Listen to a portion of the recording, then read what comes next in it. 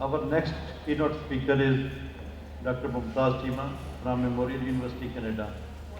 The title of the talk is Biochar Mitigates Global Warming Potential and Greenhouse Gases Intensity in Cropping System under Boreal Climate. Dr. Mumtaz Chima.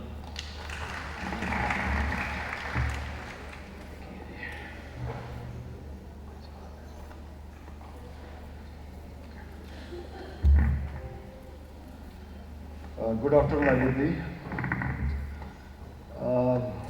Actually, Madam talk was very excellent, but my talk perspective would be a little bit different. If you see food security, everybody is talking about food security. So food security is a major issue, and particularly in developing countries, it is a major threat to particularly to just get maybe the required kilocalories. But food production is anyway inevitable, and in 2050 we have to produce maybe 700 million tons of cereals and the grains to meet or feed the people of more than 9.7 billion in 2050. So first one is the food production. When we produce food, what we need? We need really good varieties. The title is a smart plantation. So we need resilient varieties that can face the changing climate impact.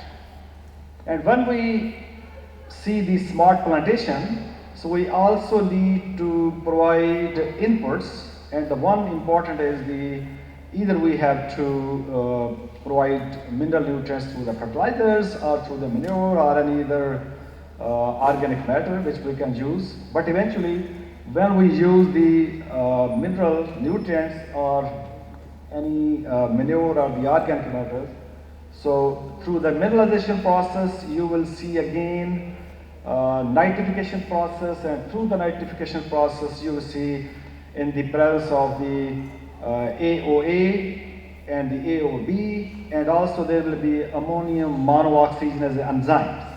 So that will mineralize, and you will see nitrification process, and through the nitrification we can see, and again the denitrification, we will see emission of NOx gases. And when I say the NOx gases, N2O, that is the nitrous oxide, that has 298 times more global warming potential than the one molecule of the CO2. And the same with the methane. When we see emission of the methane, so that is 25 times more global warming potential than the single molecule of CO2. So it seems that nitrous oxide and the methanes, they are the more powerful global warming potential gases compared to the CO2. And again, if we look into, for instance, what are the major sources of greenhouse gas emissions? You all, have the botanical, the background. So everyone must know what are the sources. So the sources of greenhouse gas emissions are, one is agriculture. Through the agriculture production, we can see a lot of greenhouse gas emissions. As I said, nitrous oxide is the one of the major, and again from the peatlands, and again from the dairy sector, we can see a lot of production of the methane as well. And again, from the agriculture, basically it is the microbial activities that can generate a lot of CO2 as well. So the industry, the agriculture, and again, if I see in the agriculture, with the dairy industry, you will see a lot of greenhouse gas emissions. And then what are the sinks where we can dump all the greenhouse gases? Again, you will see the agriculture. So agriculture, forest, these are the plantations that can consume a lot of CO2, right? Through the photosynthesis process, we can use all those CO2 that is being generated, again, that is being utilized by the plants. And the other one is the ocean. You can see a lot of CO2 that is being used in ocean, and due to the ocean, when you see CO2 plus water, that makes the carbonic acid. And that's why over the time you see there is more acidity in the ocean, and the aquatic life or the fish life that is becoming really in danger. So these are all sources of the food production. And what we have to do as an agriculture expert, or as a climate person, or as an environmental person, what we have the options. How can we mitigate? So you can see on the right side the mitigation. We have to reforest plants. Again, we have a couple of other options. Maybe you can see here, we can see the greenhouse gas reduction. We have to sequester carbon. If we have more sequestration of the carbon, we can improve the soil organic carbon. And soil organic carbon, don't mix up or mess with the soil organic matter. Soil organic matter and soil organic carbon, these are the two different stuff. Soil organic carbon, for example, the next slide you will see when I was talking about the biochar. So biochar is basically the soil organic carbon that is not further broken down or the decomposed, right? So if that will be decomposed, then again that will generate, again through the mineralization process, you will see more emission of the gases. But due to having soil organic carbon that do not decompose, and there is no danger of, emission of the gases. And again we can use, the other clean fuel or the technologies, but I'm going back again with the adaptation and the resilience. Again we have certain practices, because my focus of the talk is with the agriculture side. So if we can use a better crop rotation with the cover crops, that can increase again more organic matter in the soil. The other one is we have to follow maybe the zero tillage or the minimum tillage technologies. If we follow those, again there will be less CO2 emission, because once you will open up the soil, open up the mouth of the soil basically, so then you will see a lot of CO2 emission. So we have to introduce certain technologies that can reduce the greenhouse gas emission. So one of the approach which I will be talking in this presentation, that will be about the biochar. So the carbon sequestration, again crop rotation, again the cover crops, different technologies. Actually the previous speaker has a discussion on some precision ag. Precision ag looks like very fancy word, but it is not. Actually it is not. The theme basically with the precision ag is using the digitized tools.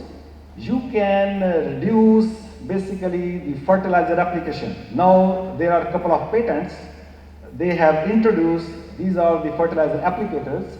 So the sensor basically sends and then give the direction to through the computerized. Okay, so here we need less nitrogen. It's basically very fancy idea, but it's very, very difficult. Again, if you apply maybe the weedicide, so again the sensor can tell you, so here this is the bare spot. There is no crop here, so don't spray here. So again the system will follow that direction. But again I am saying it is not an easy. For the last many years people are working on that, but still very little success.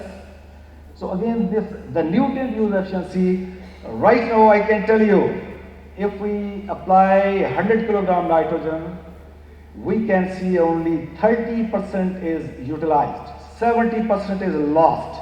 I'm talking about the nitrogen. So nitrogen use efficiency is, again we have to work a lot on that just to improve the nitrogen use efficiency. So one is basically the soil, the other is the plant side. So we have not only to improve with the soil side, but we have to introduce very smart crop varieties that can effectively uptake nitrogen, not only the nitrogen but phosphorus as well, because phosphorus also cause a lot of pollution and the pollutants, water bodies. So we have not only enhanced the water use efficiency through the root system, but also through the internal utilization efficiency. So these are all different approaches that can be used to reduce the greenhouse gas emissions.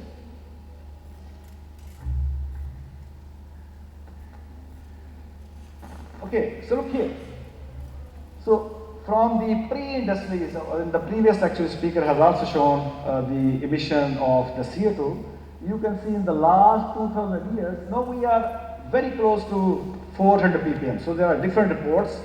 published reports, some people say 400, some people say 400, but in 2050, the CO2 emission, actually what we can see right now, the ambient level is 400, but that can go up to 550.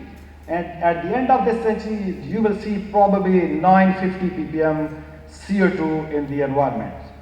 It looks like great, because if we have more CO2, then we probably, theoretically, you will see, you are all science student, you will see more CO2 fertilization. You will see more photosynthesis. But the downside is there is a lot of deterioration on the food side. The nitrogen and the protein will go down. There will be again the different ratio of the amino acid as well. So it means if the food quality is deteriorating due to higher CO2, so it means in 2050 we have to produce double, right? So that's again very, very serious task as an agriculture expert. And the same, you see the nitrous oxide, as I told you, it is more dangerous and more highly global warming potential compared to CO2. So this is very alarming. And one thing is, we can see maybe in the C3, you know all that, I'm just repeating that. So when the temperature goes up to 30 Celsius, photosynthesis stop and photorespiration stop.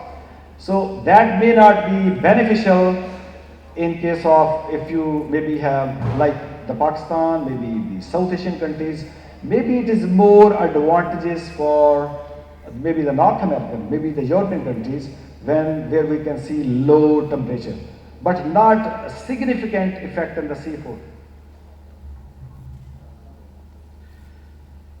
Okay, and these are the different scenarios, and under these scenarios you can see if we see the lowest emission pathway, then maybe we can maintain 400 ppm, but if you see RCP 8.5, then you see maybe more than 1200 ppm. This is the CO2. So the higher CO2 or the other greenhouse gases, basically that's the major driver of warming, the global warming potential and the atmosphere.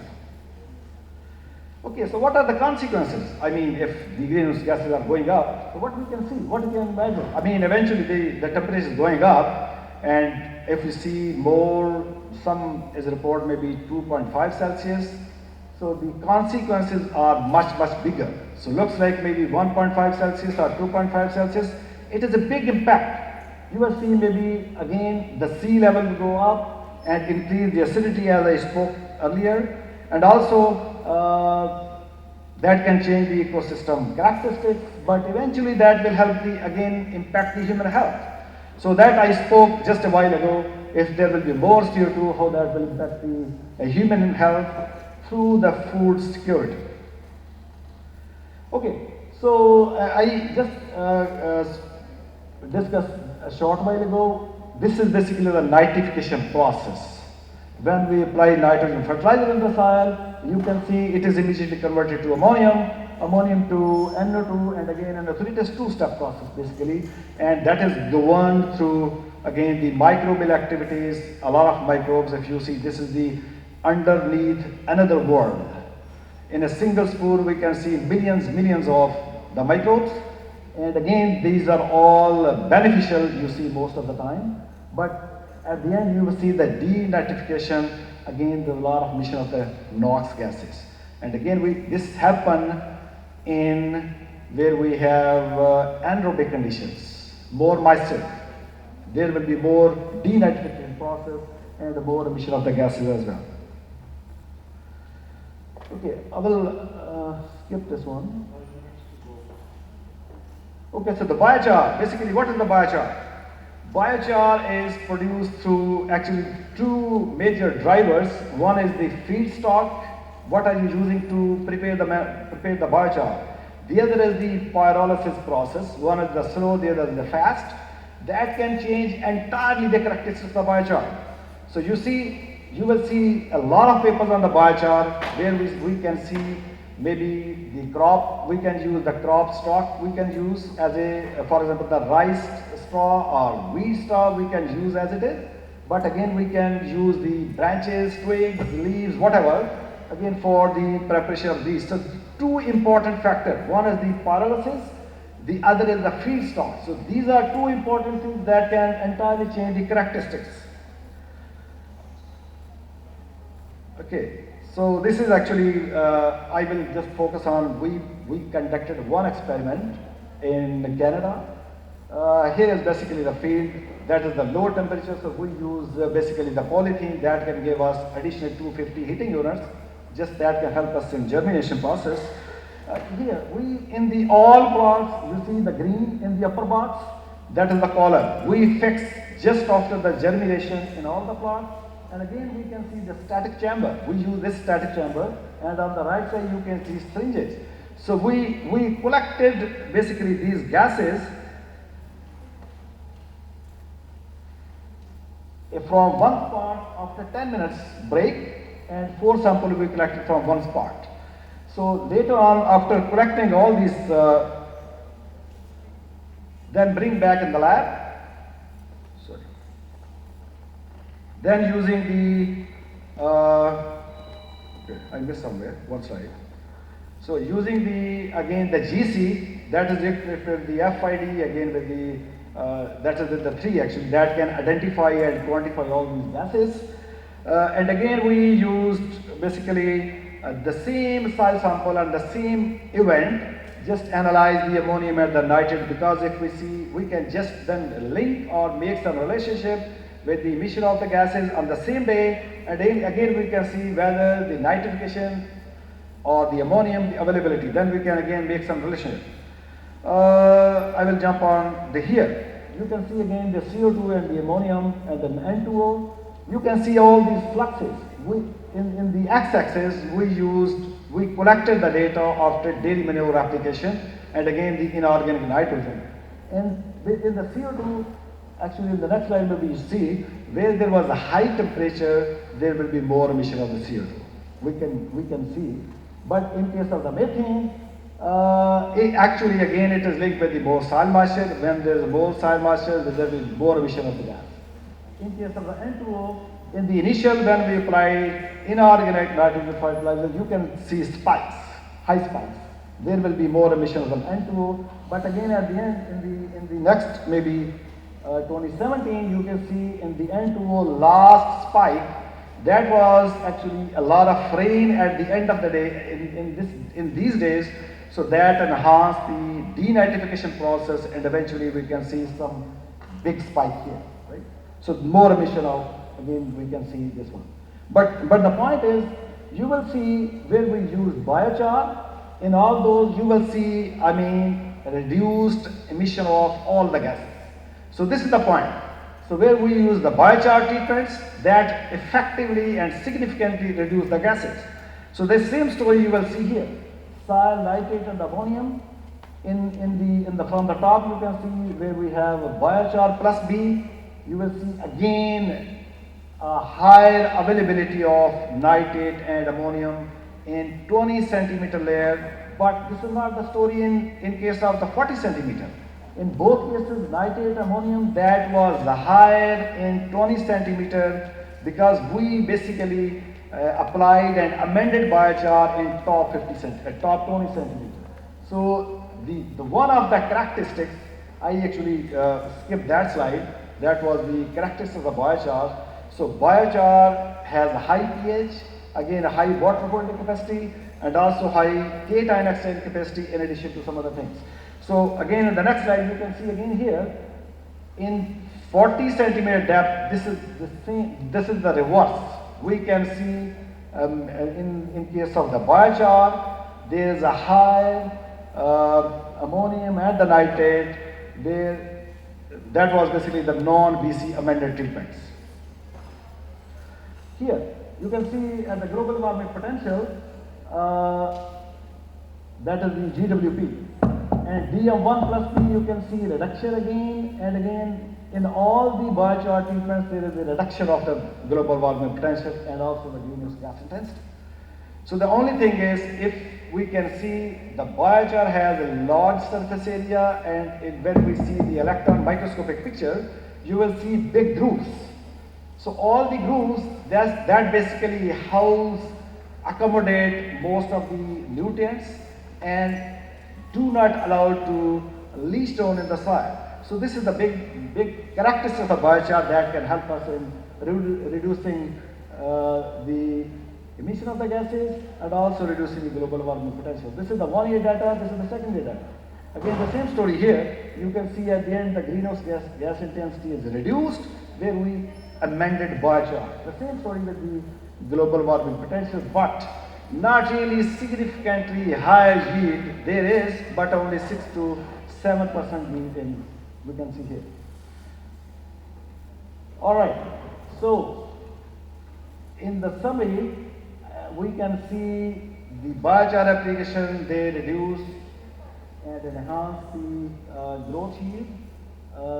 In third point you can see 6.7% damage yield, but in the second point you can see up to 20% CO2 and up to 225% methane and 91% N2O and 32% global warming potential. Okay, the same, due to use of this we can get more retention of the ammonium and the nitrate in the soil, and this high retention potential basically also help in increasing the P uptake. So the take home message is, in addition to the biochar, there are also some other technologies, but this is the one approach which can be effectively utilized to reduce the greenhouse gas emission, one side. And also through the using this biochar, we can also reduce the water pollution, basically. The water, we can see a lot of nitrate, and also that can cause the nitrate ammonium toxicity as well. But in the water quality, there will be more nitrate, more than the WHO recommendation, that is the 9 point, basically more than or equal to 9 milligram per liter. So that will go beyond that, that will cause the nitrate toxicity. So this is the one of the approach which can be effectively utilized. But here, under the calcareous soil, maybe we have to find some other source that have a low pH. But in our case, we have high pH. So this is, these are my collaborators, the partners. This study was funded by these different agencies, and this is my team, research team. And thank you very much. And if you have any question, I will be around. We can discuss later on.